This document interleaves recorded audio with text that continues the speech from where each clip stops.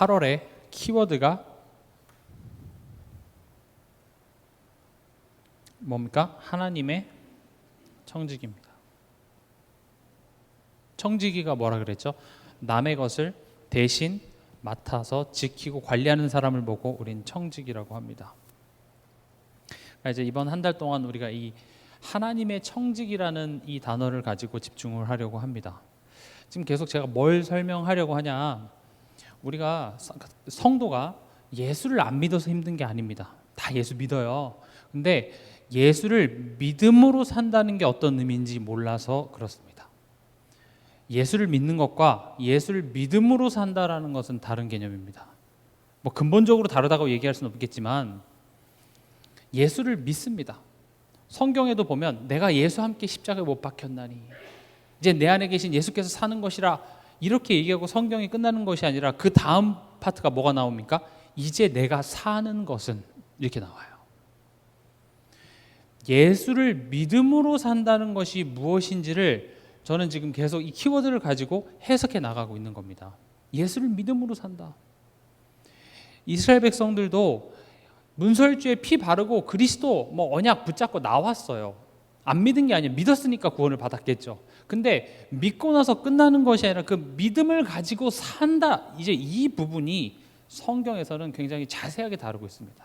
왜냐? 우리가 믿음으로 구원받는 그것은 내가 한 게 아무것도 없고 하나님의 은혜로 이루어졌기 때문에 그냥 하나님이 나를 위해서 그렇게 하셨구나, 요거 알면 되는 거예요. 그게 복음이에요. 복음은 기쁜 소식이죠. 하나님이 나에게 하신 소식을 듣는 것, 그게 복음인데, 근데 이제 성경은 뭘 얘기하냐면 그 복음을 가지고 살아가라고 얘기합니다. 그래서 그걸 설명하는 겁니다. 복음을 가지고 산다. 예수를 믿음으로 산다. 성경은 얘기하죠. 오직 의인은 믿음으로 말미암아 살리라 함과 같으니라 하면서 믿음으로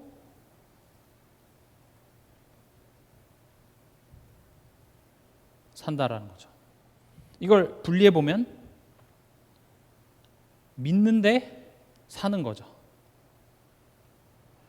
이게 쉽지 않습니다. 믿는 내용은 알겠어요. 근데 어떤 삶을 삽니까? 우린 현실을 살아가고 있죠. 천국에 살아가면은 너무 좋죠. 근데 천국이 아니라 현실을 살아가고 있는데 어떤 현실이냐? 내 맘 같지 않은 현실이에요. 내 맘대로 되지가 않습니다. 예수님 믿었는데 모든 게 내가 바라고 내가 계획했던 대로 이루어지면 문제가 없어요. 근데 예수님을 믿는데 내 맘 같지 않은 현실을 살아가라고 얘기합니다. 또 불신자들과 우리는 함께 살아가죠. 심지어 그 하나님 안 믿는 것들이 더 큰 소리치고 더 잘 사는 것처럼 보여지는 그 현실을 살아갑니다. 그렇죠? 성경 인물들 한번 다 떠올려-보세요. 그 한 인물들을 하나님이 택하시고 믿었어요. 근데 그 믿음으로 살아가는 그 현실을 하나님이 어떤 현실을 허락했죠? 요셉이 어렸을 때 꿈을 꿨어요. 믿었잖아요. 하나님을 믿었는데 그 믿음으로 어떤 현실을 살아갑니까? 내 마음대로 되지 않아요. 오히려 나를 판 형들이 잘 살고 하나님 안 믿는 애굽 사람들이 내 위에서 상전 노릇하고 그리고 심지어 억울하게 해서 나는 감옥까지 가는 이런 현실을 살았어요. 우리만 그런 게 아니라는 말입니다. 그렇다면 믿는데 사는 것, 그러니까 이 현실을 어떻게 해석할 것인가, 이게 지난달의 키워드였습니다. 지난달 키워드가 뭐였죠? 새로운 당연함입니다. 그래서 이것을 해결하기 위해서는요, 올바른 기준들이 있어야 돼요. 그러니까 이걸 잘 들으셔야 됩니다. 이게 굉장히 중요한 부분이에요. 예수를 믿는 것과 그 믿음을 가지고 살아가는 것은 깊이가 달라요. 나는 예수 믿었습니다. 그리고 끝나는 게 아니라 믿는데 살아가는 것이 무엇인지, 이걸 어떻게 해석하느냐, 여기에서 신앙 색깔이 굉장히 많이 달라지는 것이고, 그래서 지난달에는 이것을 어떻게 그럼 해석할 것인가, 그 기준들에 대해서 말씀을 드렸습니다. 그러니까 오늘 우리가 본문이 고린도 전서인데, 믿음으로 산다라는 것을 고린도 교회 성도들은 잘못되게 해석을 했어요. 그래서 지금 너네 그렇게 해석하면 안 돼 라고 편지를 보내서 바울이 말해주는 게 고린도 전후서입니다. 그러니까 고린도 교회 사람들은요, 꽤나 영적으로 자부심이 있었습니다. 내가 복음을 깨달았고 그리스도의 사랑에서 그 어떤 것도 우리를 끊을 수 없으니 이젠 내 마음대로 해도 된다라는 식의 삶을 살았던 게 고린도 지역에 있는 성도들의 모습이었습니다. 그러니까 바울이 얘기하는 거죠. 너네 그렇게 해석하면 안 돼. 그래, 믿음의 내용 그렇게 믿는 건 맞지만 그 믿음을 가지고 산다라는 것은 이게 머리로만 머무는 것이 아니라 그것이 너의 삶 속의 열매로 맺혀져야 돼. 지금 그거를 교정해 주는 게 고린도서인 겁니다. 그래서 이번 달 키워드가 하나님의 청지기. 믿음으로 산다라는 것은 지금 이 현실을 어떻게 해석하느냐, 올바른 해석점을 갖고 올바로 해석하라, 이게 믿음으로 사는 것이고, 또 믿음으로 산다라는 것은 내가 누군지를 아는 거예요. 내가 누구예요?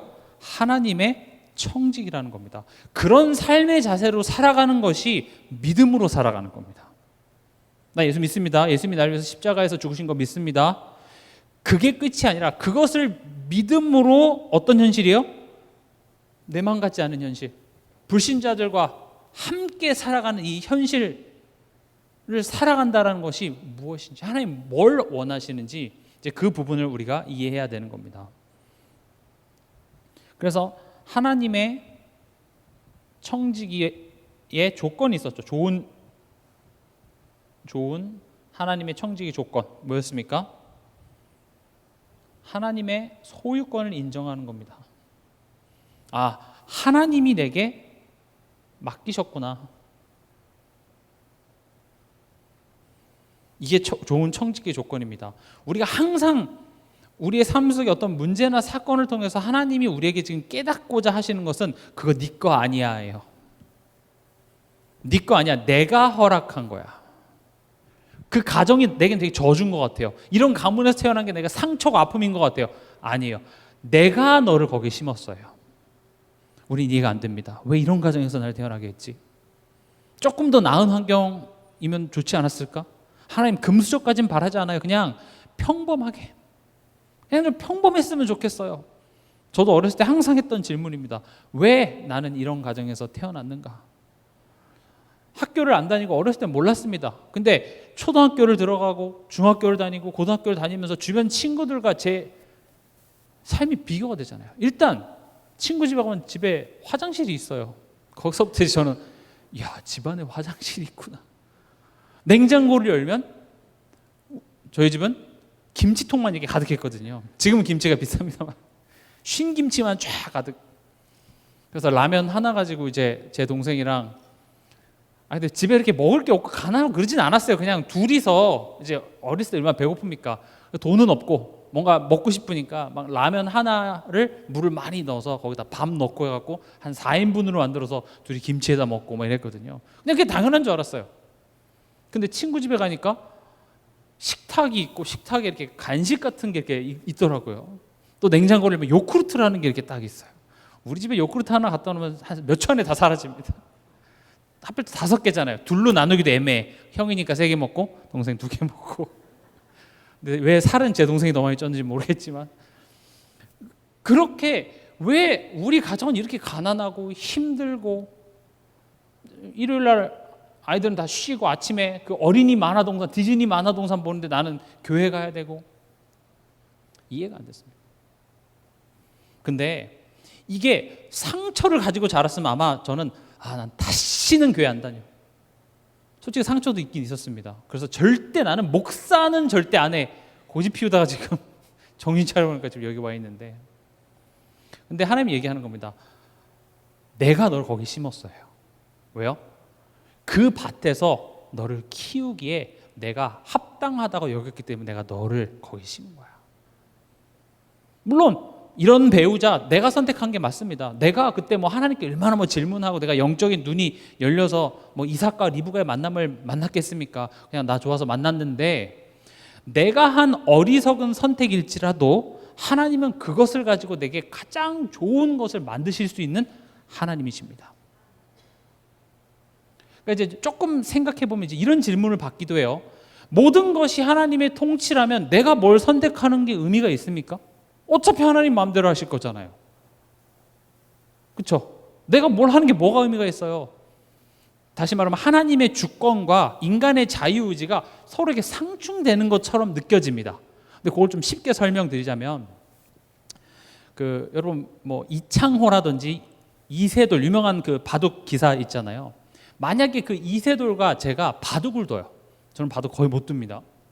근데 이세돌과 제가 바둑을 두는데 이제 지도 바둑이라는 게 있습니다. 그게 뭐냐면 이기려는 목적이 아니라 그 잘 두는 이세돌이 저를 지도해 주는 그런 목적으로 바둑을 같이 두는 거예요. 그럼 저는 제 의지대로 돌을 둡니다. 완전 내 자유의지, 내가 두고 싶은 대로 둬요. 그런데 이세돌은 나를 어디다 두게 할지 이렇게 조정을 할 수가 있습니다.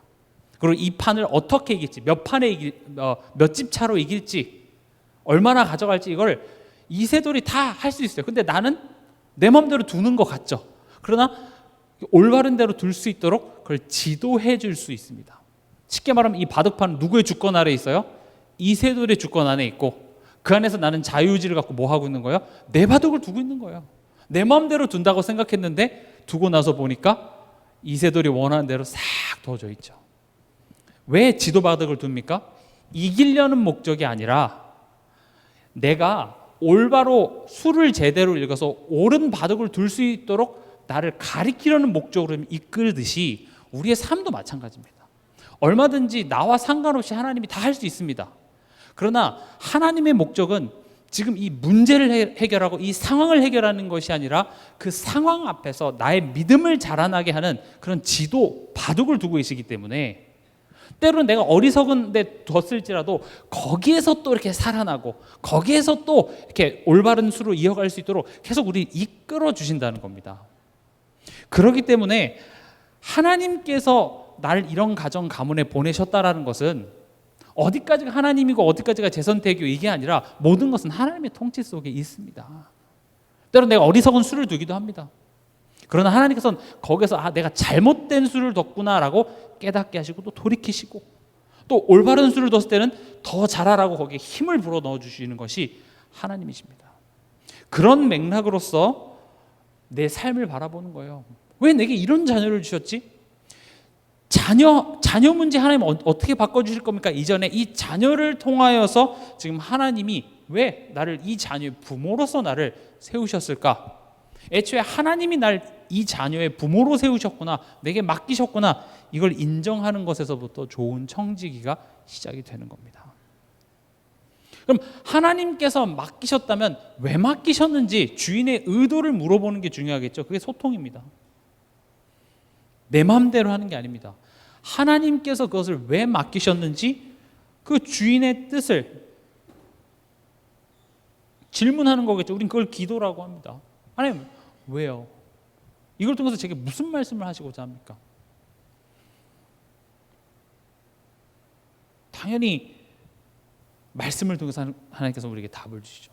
그래서 여러분들이 이 자리에 올 때 그냥 오지 마시고 질문을 갖고 오라고 말씀드린 것이, 이번 한 주간 뭐 때문에 내가 고민이 됐죠? 뭐 때문에 내가 속상했거나 뭐 때문에 갈등이 있었습니까? 그럼 그 질문을 가지고 하나님 왜 이런 일을 통해서 하나님 지금 이런 일을 왜 제게 맡기셨습니까? 무슨 메시지를 저에게 주시고자 합니까? 이 질문을 갖고 오셔야 돼요. 애초에 하나님께서 이것을 맡기셨고 이것을 통해서 내게 주시고자 하는 메시지가 있다고 인정하는 사람만 이 예배 시간에 질문이라는 걸 할 수 있는 겁니다. 그게 없으면요, 내가 그냥 예배라는 행위를 통하여서 그래 내가 예배 드렸고 하나님 기쁘게 했으니 하나님이 이제 내 삶을 처리해 주세요, 그걸 우리는 무속신앙 이렇게 부릅니다. 내가 하나님을 기쁘게 하면 하나님 내 거 해주시는 거, 그게 무속신앙의 기본 아닙니까? 신을 기쁘게 하고 신에게 내가 뭔가 대단한 정성과 열심과 지극정성을 하면 그 신이 감동돼서 내 삶을 해결해 주는 거. 하나님은요 그런 관계가 아닙니다. 부모와 자녀와의 관계입니다. 그렇죠? 내가 뭘 어떻게 엄마한테 하면 엄마가 나 학교 안 가게 해주겠습니까? 그런 법은 없습니다. 왜요? 부모는 자녀가 잘 되는 것을 원하지 무슨 일 시켜 먹으려고 자녀를 낳지는 않습니다. 하나님도 마찬가지입니다. 하나님이 뭔가 난 예배를 좀 받고 싶어. 야, 너네가 나를 찬양을 좀 해. 그래서 저는 하나님께 찬양 올려드리겠습니다 하고, 물론 그런 태도는 좋지만 하나님은 우리의 노래를 듣고 싶어서 우리를 창조하신 게 아닙니다. 이따 뒤에서 설명드리겠지만 성경에 하나님이 우리를 창조하신 목적은 우리로 하여금 하나님을 찬송하게 하려 함이라 하니까 노래로만 생각하고 있어요. 찬송. 물론 노래를 부르는 것은 하나의 방법이지만 하나님께 찬송 돌린다는 것은 그것보다 훨씬 깊은 의미를 가지고 있는 겁니다. 다시 시간이 없기 때문에 좋은 청지기의 조건은 허락하신 그 주인의 뜻을 질문하는 겁니다. 그리고 이제 어떻게 합니까? 성실한 겁니다. 성실이라는 말은 오늘 내게 주어진 것. 이건 다음 주에 좀 더 자세하게 좀 얘기를 해보려고 합니다. 오늘 내게 주어진 것을 하는 겁니다. 대단한 걸 달라고 하기 전에 지금 내게 주어진 것. 하나님 왜 쟤는 5달란트 주는데 왜 나는 1달란트 줍니까 하면서 더 달라고 얘기하는 것이 아니라 내가 가지고 있는 그 1달란트를 가지고 장사를 하는 것이 성실입니다. 오늘 내게 주어진 것.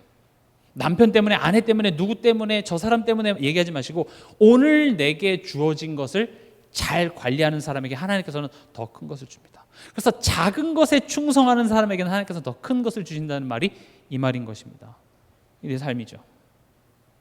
그리고 뭡니까? 도전하는 겁니다. 내 수준은 절대 장사 안 할 것 같아요. 그러나 주인의 의도가 그걸 갖고 장사하라고 했으니 내가 그 주인의 말씀을 따라서 가서 해보는 겁니다. 그리고 하나님의 때를 기다리는, 이게 좋은 청지기의 조건이라고 말씀드렸습니다. 오늘 본문은요, 우리가 읽었던 그 본문의 배경 자체가 고린도라는 지역이 있습니다. 고린도 전서 후서는 우리가 임의적으로 나눈 것이지 고린도라는 지역에 보내는 편지, 이겁니다. 고린도라는 지역은 뭘로 유명하냐면 항구 도시입니다. 상업과 무역이 발달해서 우리나라도 이제 부산이라든지 그런 항구 주변에 그 특징들이 있습니다. 여러 가지 이렇게 돈이 많이 왔다 갔다 하고 여러 가지 이렇게 외부에서 문화도 들어오고 하다 보니 굉장히 그 윤리 도덕적으로 타락돼 있고 성적으로 문란한 지역이 됩니다. 그러니까 그런 곳에 사는 고린도인들이다 보니 이제 그런 특히 성적으로 많이 타락한 그런 사상들이 이제 교회에 흘러 들어오기 시작한 겁니다. 그런데 그 고린도 교회 사람들은 어떤 생각을 가지고 있었냐? 나는 이미 영적으로 완성된 사람이야. 우리로 따지면 나는 복음 깨달았어. 예수님 다 끝났어. 이런 마음을 가지고 있는 건 너무 좋은 확신이나 그러기 때문에 나는 예수 안에서 자유로워. 내가 하고 싶은 것 자유롭게 해도 하나님은 나를 사랑하시는구나. 이렇게 생각한 거예요. 그래서 삶의 이상한, 교회 안에서 이상한 그런 모습들이 드러나니까 바울이 지금 고린도 교회에 편지를 하는 겁니다. 믿음으로 산다라는 건 그런 의미가 아니야. 그러니까 이 고린도 교회의 사람들은 영혼이 구원을 받으면 육체, 우리의 삶과 우리의 육신은 뭘 어떻게 해도 그건 상관없다는 식으로 생각한 것이죠. 그러니까 이런 생각이 교회 안에 여러 가지 문제로 열매가 맺어진 겁니다. 그래서 바울은 고린도 교회 사람들한테 이거 하지 마, 저거 하지 마 얘기하기 전에 오늘 19절에 뭐라고 얘기합니까? 너희 몸이 누구 것인지를 먼저 질문합니다. 제가 후대들한테도 항상 강조하는 게 후대들한테 이거 하지 마라, 저거 하지 마라, 문신하지 마라, 뭐 담배 피지 마라 이런 이야기보다 너희 몸이 누구 것인지를 알아야 되는 거예요. 이게 지금 우리 몸뚱아리도 내 몸뚱아리가 아니라 뭐예요? 하나님께서 내게 맡기신 겁니다. 우리가 좀 구분을 해야 되는 것이 율법이라는 것은 뭡니까? 우리가 율법하면 굉장히 부정적인 이미지를 많이 갖고 있습니다. 그러나 율법은 죄를 깨닫게 합니다. 자, 그래서 여기 율법은 엑스레이라고 제가 비유를 했었죠. 율법 자체가 병을 고치지 못합니다. 엑스레이 자체가 병을 고치지 못하지만 어디에 문제가 있는지 드러나게 하는 게 율법의 목적입니다. 그러니까 죄가 뭐죠? 죄는 하나님과 나와의 관계에서 일어나는 문제인 거예요. 내가 하나님을 정말 신뢰하고 있나? 하나님을 올바로 믿고 있나? 근데 그게 눈에 보여지지가 않아요. 근데 그 하나님과의 관계가 뭔가 문제가 생기면 반드시 내 삶 속에 문제가 열매로 드러나게 되어 있습니다. 냄새나는 어떤 청국장을 여기다 갖다 놓으면 이 공간이 청국장 냄새로 가득 차듯이 뭔가 그 냄새가 나타났다면 지금 어디에 문제가 있구나, 그 원인을 찾게 되듯이 율법이 하는 일은 죄를 깨닫게 하는 겁니다. 그래서 율법을 지킴으로 구원을 받는다, 틀린 말입니다. 그러나 구원받은 우리 성도에게 있어서는 율법이 하는 역할은 뭐냐? 나의 영적 상태를 점검케 하는 겁니다. 그래서 율법은 우리가 완벽하게 지키지 못합니다. 그러나 그 율법을 통하여서 나의 상태를 점검하게 하는 거죠. 율법에도 분내지 마, 거짓말하지 말고, 서로 시기하지 말고. 그럼 그걸 다 지키란 말입니까? 못 지키죠. 근데 내 마음속에 지금 그런 것들이 가득하다는 것은 지금 저 사람의 문제인지, 그러니까 자잘못을 따지기 전에 내가 지금 하나님과의 관계 속에서 뭔가 문제가 있음을 깨달으라고 주는 것이 율법인데, 성경에서 부정적으로 말하는 것은 율법이 아닌 율법주의를 부정적으로 얘기합니다. 율법주의는 뭘 강조하냐? 하면 안 돼, 이걸 얘기합니다. 또는 반대로 얘기하면 그것만 지키면 되는 거겠죠. 그래서 바리새인들은 율법을 다 지켰기 때문에 나는 괜찮다고 생각한 겁니다. 이해가 되십니까? 운동 좋죠. 근데 운동주의로 빠지면 운동만 하는 거예요. 몸에 안 좋습니다, 운동만 하는 것은. 그런 식으로 율법주의에 대해서 이야기를 하고 있는데, 지금 오늘 바울이 얘기하는 것은 단순히 하라, 하지 마라가 아니라 너희는 예수 그리스도의 피값으로 산 하나님의 소유다, 지금 이걸 얘기하는 겁니다. 그래서 믿음으로 산다라는 것은 내가 하나님의 소유된 자구나라는 것을 아는 자다운 선택을 하는 거예요. 내가 얼마나 귀한 사람인지를 알면 그 귀한 사람인 걸 아는 자다운 선택을 하겠죠. 이번에 그 솔라 페스티벌에서 그 강사분이 어떻게 크리스천이 욕을 할 수 있냐 이렇게 얘기를 하시더라고요. 맞아요. 크리스천이 어떻게 욕을 할 수 있습니까? 근데 이걸 잘못 해석하면 욕하면 안 된다가 아니에요. 욕은 여러분들이 영화나 드라마를 봐도 어떤 사람을 보통 욕을 많이 시킵니까? 그 드라마나 영화에서 좀 스스로 가치가 낮고 배우지 못하고 이런 사람들을 묘사할 때 욕을 많이 하게 하잖아요. 그렇죠? 뭐 귀부인이라든지 어떤 재벌집의 회장님, 사모님이 막 이게 쌍욕을 계속 하는 그런 대사 본 적 있습니까? 보통 그런 사람은 이제 조폭이 이제 갑자기 이렇게 부자가 됐을 때 겉으로는 화려하지만 사실 그 본질 자체가 길거리 출신이기 때문에 나도 모르게 툭 튀어나오는 것을 묘사하기 위해서 욕을 말하게 하는 거죠. 욕을 한다라는 것은 또 이런 거랑 같습니다. 남자들이 예비군 훈련만 가면 그 사람이 사회에서 직업이 뭐였던지 간에 다들 욕을 하고 바닥에 털썩털썩 앉습니다. 저도 그랬습니다. 왜냐? 군대에선 내 가치는 별로 중요하지 않아요. 그러니까 전투복만 딱 입는 순간 길거리에 침 뱉고 총 끌고 다니고 이제 이렇게 되는 거예요. 무슨 말씀을 드리고자 하냐면, 내가 어떤 가치인지를 모르는 사람이 하는 행동으로 나타나는 게 욕이기 때문에 이제 그런 이야기를 하는 겁니다. 그래서 저는 우리 후대들한테 이거 해라 저거 하지 마라 이런 이야기보다 너가 얼마나 가치 있는 사람인지를 깨닫게 해주는 것이 가장 중요하다고 생각합니다. 지금 바울도 너네 성적으로 이렇게 문란하면 지옥 가 이렇게 얘기하는 것이 아니라 너의 몸이 어떤 가치인지를 알아라, 이걸 이야기를 하는 겁니다. 첫 번째로요, 몸은 하나님의 소유고 성령의 전이라고 이야기합니다. 여기서 바울이 말한 그 몸은 헬라어로 소마 이렇게 얘기합니다. 들어보신 분도 계시겠지만 이 소마라는 것은 진짜로 육체를 의미합니다. 영혼만이 아니라 정말 우리의 몸뚱아리 얘기하니까 좀 그런데, 그러니까 영지주의라는 게 있습니다. 영혼만 중요하고 몸은 중요하지 않아. 틀린 겁니다. 하나님은 우리의 영혼만 구원하길 원하는 것이 아니라 영혼을 구원하셔서 예수 그리스도를 죽은 자 가운데서 살리신 이의 영이 너희 죽을 몸 또한 살리시리라. 그래서 지금 이 바울은 정말 우리의 몸을 이야기를 하고 있는 겁니다. 너의 몸이 귀한 줄 알아야 돼. 또 이것은 어떤 것도 의미하냐? 내가 실제로 살아가는 구체적인 내 삶의 영역을 의미하기도 하는 겁니다. 내 몸과 나의 삶. 그래서 우리가 항상 이 믿음, 복음이라는 것은 관념적으로 그냥 머리로만 끝나는 것이 아니라 내 삶 속에까지 가져와야 돼요. 그게 나의 인격으로, 내 삶의 태도로, 사람과의 관계 속에서 하나님을 알고 예수를 믿는 것이 완벽하진 않더라도 그게 나타나지는, 우린 그 싸움을 싸우는 겁니다. 이 말은 착한 사람이 되라, 도덕 윤리적으로 완벽해지라는 것을 이야기하는 것이 아니라 하나님과의 그 관계를 여러분들이 깊이 알아가다 보면 그것이 반드시 이렇게 열매를 맺게 돼 있다는 거예요. 이게 우리가 지금 가야 될 방향인 겁니다. 그러면서 얘기하죠. 19절에 너희 몸은 너희가 하나님께로부터 받은 바.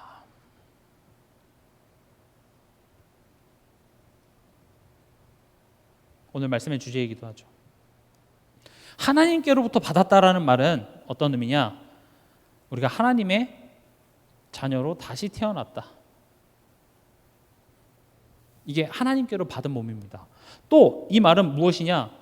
하나님의 자녀로 살아갈 우린 기회, 즉 시간을 새롭게 얻은 겁니다. 여러분들이 예수 그리스도를 인격적으로 내 마음의 구주로, 구세주이자 내 인생의 주인으로 모시는 그 순간 여러분은 하나님의 자녀로 다시 태어났고 이제는 하나님의 자녀로서 이 땅을 살아갈 기회를 하나님께서 우리에게 주신 것입니다. 왜요?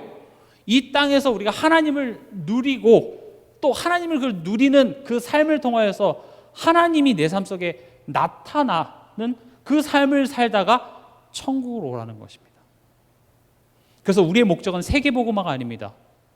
왜냐? 세계복음화, 전도는요 결국 사도행전을 보고 어딜 봐도 성령의 열매입니다. 우리가 막 열심을 내서 하는 게 전도가 아니라 내가 하나님을 누리는 삶 속에서 맺어진 열매를 통하여서 성령께서 하시는 것이 전도이기 때문에 전도가 목적이 아니라 뭐가 목적이 됩니까?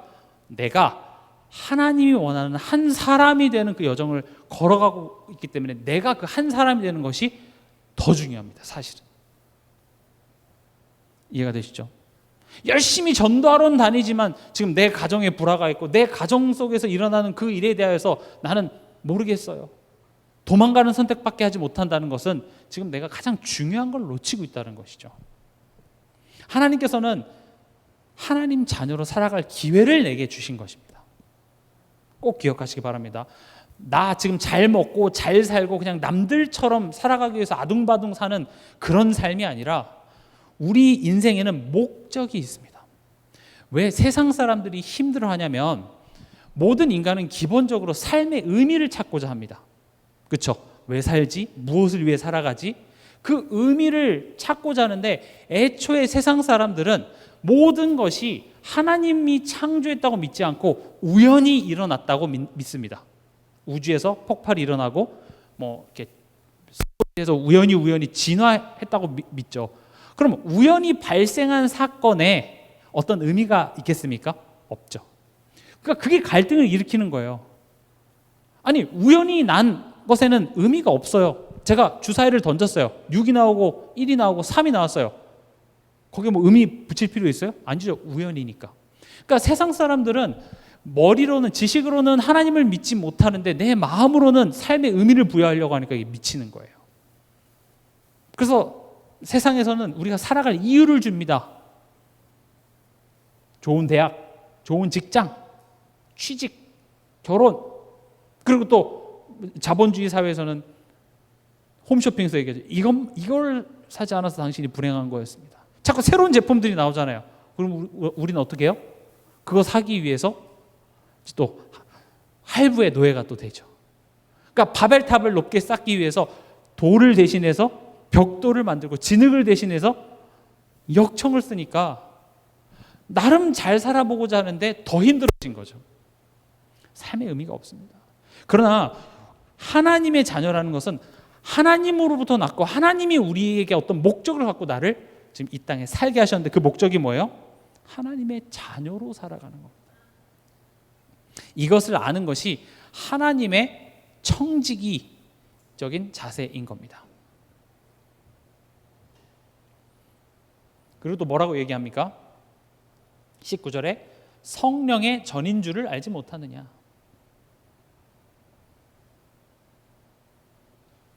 지금 이거 해라 저거 해라 바울은 그런 이야기를 하는 게 아닙니다. 너의 몸이 어떤 몸인지를 알아. 지금 그 이야기를 하는 겁니다. 여러분 광야를 걸어가는 데 있어서 성막이 했던 역할을 잘 아시죠? 지금 우리 몸이 그냥 내 몸뚱아리가 아니라 살 많이 찐 몸뚱아리가 아니라 하나님의 성전이 됐다고 얘기합니다.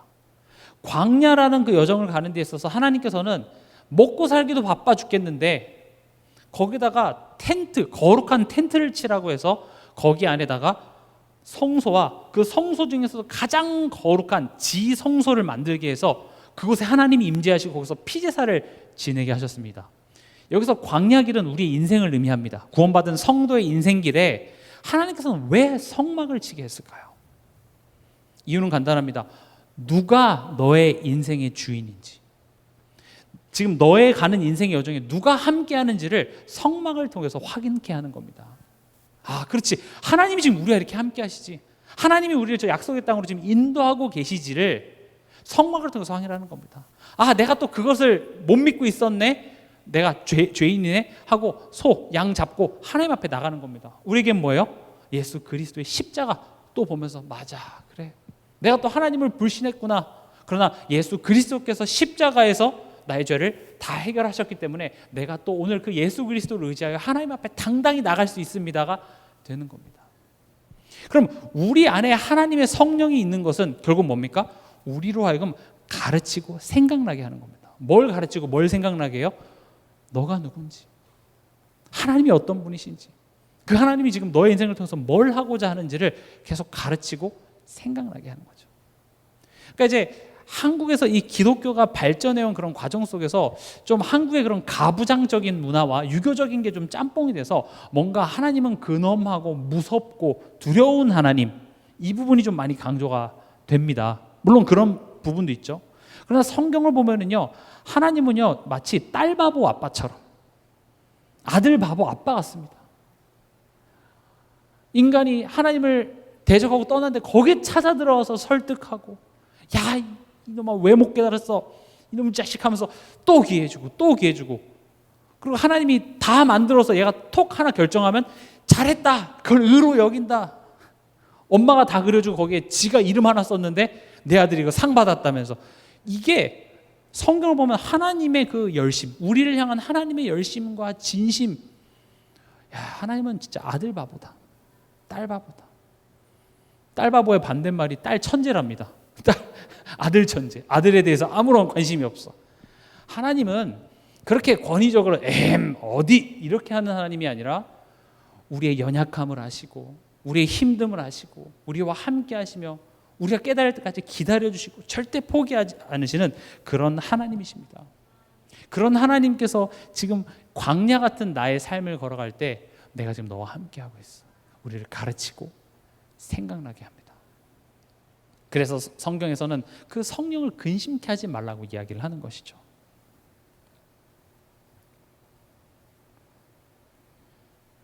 오늘 본문에 보면 너희는 너희 자신의 것이 아니라 이렇게 돼 있죠.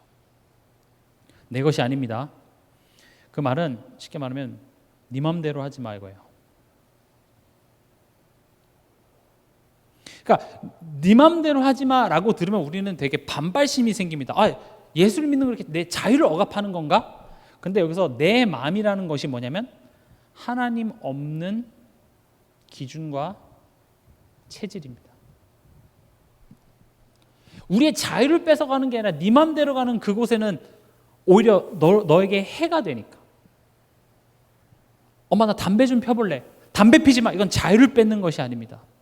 담배를 피는 순간 이제 평생 담배에 니코틴 중독에 노예가 돼서 살아갑니다. 그래서 하지 말라는 겁니다. 무슨 말인지 이해가 되시죠? 하나님께서 네 마음대로 하지 말라는 것은 내 자유를 뺏는 것이 아니라 사실은 내가 하나님이 아닌 다른 것을 의지하는 순간 나는 평생 그것의 종이 되는 겁니다. 그게 우리 안에 있는 우상이죠. 회피하려고 하는 것, 그리고 뭐 같은 의미지만 다른 건 의지하는 것, 이게 결국 우리 삶 속에 중독이 되어 있고요. 그러니까 지금 문화 자체가 내 몸이니까 내가 알아서 할 거야, 내 인생이야. 뭐 목사님 건들지 마세요. 이건 제 삶입니다. 선 넘지 마세요. 하나님, 제 삶입니다. 제가 하나님께 요만큼 해드리면 하나님 요만큼만 오세요. 우린 그 선을 두고 있다고요. 근데 하나님은 꽤나 깊숙이 내 마음 깊숙한 것까지 쑥 들어오셔서 그거 하지 마. 그러니까 우린 불편한 거예요. 그래서 교회에서 이런 이야기를 하는 게 영 불편합니다. 그래서 제가 느끼는 게 요즘 교회 성도들은 예수 부적을 달라고 이야기를 합니다. 여러분들도 의사를 찾아갔어요. 의사한테 찾아갔더니 의사가 아침에 일찍 일어나시고요, 식단 이렇게 하시고요, 운동 꼬박꼬박 하시고요, 그리고 아침 저녁으로 스트레칭 하시고요, 이런 말을 하는 사람이 좋겠습니까? 아니면 요거 좋은 영양제인데 독일제인데 요거 한 방 맞으십시오. 둘 중에 어느 의사가 여러분들은 좋으십니까? 그냥 주사 한 방 놔주고 별 효과가 없더라도 맞으면 기분이 좀 좋잖아요. 뭔가 좀 맞은 것 같고. 그리고 장사도 그 영양제 놔주는 의사가 훨씬 돈을 잘 법니다. 이상하게 옳은 말 하는데 첫 번째 의사는 병원이 점점 숫자가 줄어들어요. 종교 장사를 하려면 그렇게 해야 됩니다. 그래서 제가 성경을 보면서 내가 앞으로 목사로 사는 길이 너무 이제 까마득합니다. 안 되겠구나 이거. 장사 안 되는 길을 제가 지금 계속 가고 있으니까. 근데 성경은 이야기합니다. 많은 사람들이 따라가지 않습니다. 좁은 길이고 굉장히 소수만 따라갑니다. 왜냐? 예수를 믿는다는 것은 예수를 믿고 내가 예배 드렸기 때문에 한 주간 동안 내 마음대로 살 수 있는 어떤 면죄부를 받는 게 아니라 네 삶이 바뀌어야 될 얘기하는 거예요. 근데 우리는 내 삶이 바뀌는 것보다는 다이어트 약이 좋잖아요. 그렇죠? 요거 먹으면 이번 한 주간 내가 먹고 싶은 거 먹어도 돼가 좋지, 그걸 애초에 안 먹는 삶이 되는 것은 우리는 듣기가 싫어요. 근데 그것을 듣게 만드는 게 우리 안에 계신 성령 하나님입니다. 여러분들에게 그것이 들려지는 은혜가 있길 바랍니다. 저도 잘 돼서 얘기하는 게 아니라 저 또한도 하나님께서 이 목사라는 직분으로 세우셨을 뿐이지 저와 여러분은 다를 바가 없습니다. 어찌 보면 목사가 더 연약합니다. 성도들은 적당히 세상의 일을 하면서 교회 역할 해도 괜찮아서 성도의 역할을 준 거고, 목사는 너 다른 차 하면 너는 도망갈 것 같아. 제가 그렇습니다. 도망갈 것 같아서 하나님이 여기 딱 묶어 놓은 거예요. 그러니까 저도 치열하게 싸우고 있습니다. 그러나 이 싸움이 괴로운 게 아니라 내게 안 좋은 것으로부터 내가 자유로워질 수 있는 싸움이기 때문에 이것은 괴로운 게 아니죠. 그렇죠? 그러니까 담배 끊기 위해서, 술을 끊기 위해서 싸우는 게 그게 고통스럽진 하지만 그게 막 못 살겠다 이겁니까? 아니죠. 건강해지기 위한 아주 좋은 싸움을 싸우고 있는 것이죠. 몸을 하나님께 영광. 20절에 그런즉 너희 몸으로 하나님께 영광을 돌리라 이렇게 돼 있죠. 그러면서 우리에게 얘기합니다. 너희의 가치는 그냥 가치가 아니라 예수 그리스도의 피값으로 산 것이다. 세상이 여러분들을 평가할 때는 여러분들의 직장, 연봉, 어디에 사는지 이런 것들을 갖고 여러분들을 평가할 겁니다. 우리 또한도 그런 평가에서 자유롭지 못합니다. 그러나 성경은 얘기합니다. 하나님이 나를 어떤 가치로 여기시는지 그게 중요하다고 얘기합니다. 여러분들 모두는 예수 그리스도의 피값으로 산 존재이기 때문에 여러분들은 가치 있습니다. 내 눈에 저 상대방을 봤을 때 저 사람의 수준이 어땠고 뭐 좀 흔들린다 해도 우리가 함부로 평가하면 안 됩니다. 왜요? 하나님이 가치 있다고 여기는데 내가 뭐라고 저 사람을 내 기준에 맞지 않는다고 해서 함부로 평가합니까? 내가 나를 평가하는 것이 아니라 나의 가치를 말해주는 것이 예수 그리스도의 십자가입니다. 그걸 여러분들이 알아야 돼요. 우리 자신이 알아야 돼요. 내가 가치 있는 사람이구나. 일주일 동안 우리는 세상에 계속 비교가 되면서 나는 별거 없구나. 뭐 최근에 뭐 이렇게 집, 뭐 서울의 집값 이런 것들 때문에 논란이 많이 되잖아요. 거기에 나오는 숫자 단위를 보면 여러분 그냥 딴 얘기 같잖아요. 저 뭐 다른 행성의 이야기야? 뭐 그런 이야기잖아요. 그러니까 그런 것들에 계속 노출되다 보면 나도 모르게 굉장히 위축되고 내가 값어치 없다고 생각이 들어요. 아니에요. 그런 것들로 규정되는 존재가 우리는 아닙니다. 우리는 예수 그리스도의 피값으로 산 귀한 존재인 겁니다. 그러면 하나님께 영광을 돌리라는 말이 다른 말이 아니라 좀 하나님을 기쁘게 하는 기쁨조가 되라는 말이 아닙니다. 하나님을 위해서 열심히 뭐 이렇게 노래하고 찬양하고 이게 다가 아니라 지금 이 맥락 속에 보면 내가 가치 있는 자임을 알고 그 가치 있는 자다워지는 것이 하나님께 영광 돌리는 겁니다. 내 자녀가 전교 1등이 안 돼도 너 그거보다 더 괜찮은 애잖아. 그 가치를 모르는 행동을 내 자녀가 할 때 부모가 속상한 것처럼 하나님이 지금 너를 굉장히 귀하게 여겨서 너를 구원했는데 지금 가치 없는 자리에 자꾸 가 있는 것이 하나님이 속상한 겁니다. 하나님께 영광 돌리는 것은 뭔가 하나님을 위해서 대단한 걸 하고 가치 없는 자리로 돌아가는 그런 면죄부를 받는 게 아니라 내가 가치 있는 자임을 알고 가치 있는 선택을 하는 겁니다. 여러분들이 부모님이시기 때문에 자녀들을 바라볼 때 그 마음이 똑같습니다. 하나님이 그 마음을 준 겁니다. 전교 1등 못해도 얘가 너가 소중한 사람인 걸 아는 선택을 했으면 좋겠죠. 내가 소중한 사람이기 때문에 함부로 내 몸에 나쁜 짓 안 하고 좋은 음식 먹고 운동하고 일찍 일어나고 일찍 자고 또 내가 미래를 위해서 열심히 공부하고 그런 것들이 부모가 기쁜 이유가 뭐예요? 네가 소중한 너의 인생이 소중하고 너가 소중한 사람인 걸 아는 자답게 선택을 하니까 부모는 그게 좋은 겁니다. 그럼 이제 이걸 적용해 보겠습니다. 이번 주에 여러분들이 실천해야 할 내용입니다. 자해 금지하시기 바랍니다. 자해는 뭡니까? 스스로를 해하는 선택입니다. 우리가 뭐 자해하면 이렇게 칼로 여기를 상처를 내는 것만 생각하는데 우리가 스트레스를 받거나 분노, 이렇게 화가 딱 밀려서 어떤 생각에 사로잡혔을 때 나의 선택을 한번 보십시오. 대부분 내 몸을, 내 마음을 해하는 선택을 합니다. 아까 말했듯이 욕을 한다든지 아니면 더 큰 자극으로서 이 순간, 이 고통을 그냥 넘겨버리려고 합니다. 스트레스 받아. 마라탕 먹으러 가자. 엽기 떡볶이 먹으러. 매운 거 먹지 말라는 말이 아니에요. 단순히 음식 먹지 말라는 게 아니라 화나서 드시지 마세요. 내가 먹고 싶어서 먹는 건 상관없습니다. 그러나 단 거 찾고 이렇게 밤에 야식 먹고 이런 것들이 가만히 보면 내가 먹고 싶어서 선택하는 게 아니라 뭔가 이 삶에 대한 스트레스와 분노 때문에 그게 내 몸에 안 좋은 걸 알면서도 나는 그걸 선택하는 겁니다. 그럼 단순히 이런 걸 하지 말라는 게 아니라 그런 마음이 일어날 때마다 내가 얼마나 귀한 사람이지? 난 이거보다는 나은 사람이야. 요거 생각해 보라는 거예요. 이게 하나님께 영광 돌리는 삶입니다. 뭔가 우리가 하나님께 영광 돌리는 삶 하면 뭔가 거창한 걸 생각해요. 저 부처님 앞에 나가서 예수는 그리스도라고 막 외치고 찬양하는 것만이 하나님께 영광 돌리는 겁니까? 어떤 배우로서 시상식에서 1등해서 이 모든 영광을 하나님께 돌립니다. 이게 하나님께 영광입니까? 아닙니다. 내가 하나님의 성전인 것과 하나님의 성령이 내 안에 거하시는 거구나. 나는 예수 그리스도의 피값으로 산 귀한 존재인 걸 알고 그런 선택을 하는 것이 하나님께 영광이 되는 겁니다. 그것이 하나님을 기쁘게 합니다. 작은 것 같지만 굉장히 중요한 삶의 실천입니다. 두 번째, 나를 지키고 살리는 선택하시기 바랍니다. 여러분, 사랑과의 갈등, 어떤 다툼이 있을 때 내 마음부터 지키시기 바랍니다. 누가 옳고 그르고 그거 따지다 보면 내 마음 이미 걸레짝이 돼 있어요. 하지 마시고요.